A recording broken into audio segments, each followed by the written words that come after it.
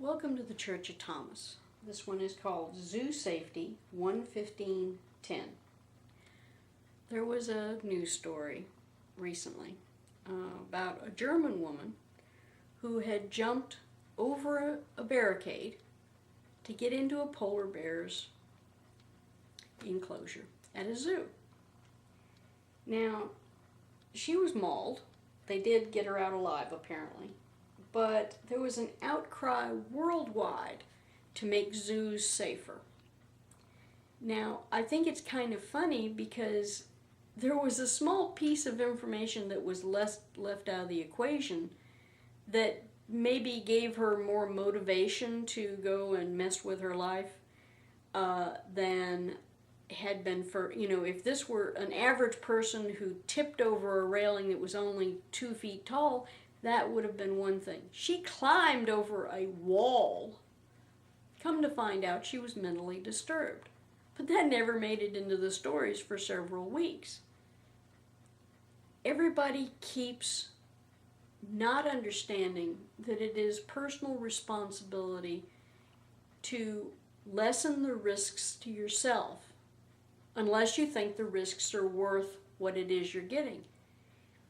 If you complain every time somebody doesn't idiot-proof what you're doing, you're not living up to being an adult. I think that it is important not to blame others for your own actions. If you jump out of a car that's on the freeway and you get run over by another vehicle, is that the fault of the person who just ran you over? I don't think so. If you throw a rock over an overpass and crack the windshield of somebody and maybe kill them, make them lose control and have 4 or 5 people killed because of your actions, you need to live up to the responsibility of what you did. Personal responsibility is a basic part of being a Christian. We don't shirk responsibility. We take responsibility for our mistakes, our failures.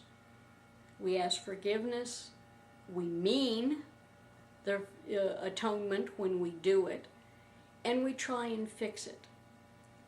The child who throws the rock off the freeway says, well, I just threw a rock. I don't understand. They didn't understand that their actions had consequences. Like this woman who climbed into the polar bear cage. It is very possible she could have been mauled and ripped into 1,400 different pieces before the zookeepers had gotten in there to save her. Would that have been the fault of the polar bear? That was his home. She came into his area. He was a captive. He couldn't run away.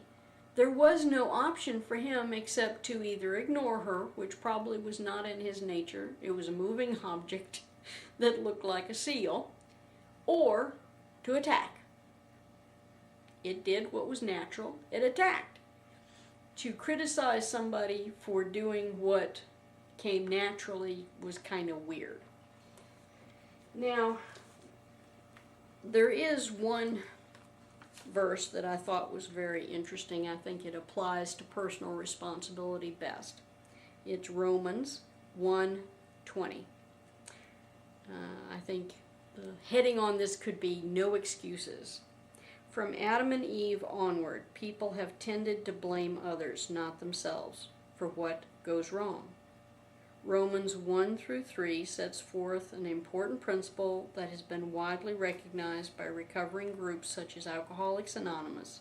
Unless you first take responsibility for wrong behavior and stop blaming others, you'll never get well. Here's the verse.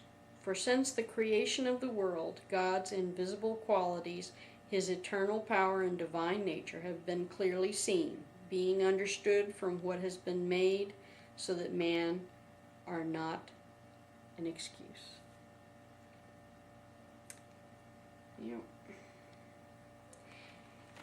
It is time for people who are over the age of consent to start standing up for themselves and saying, I did it.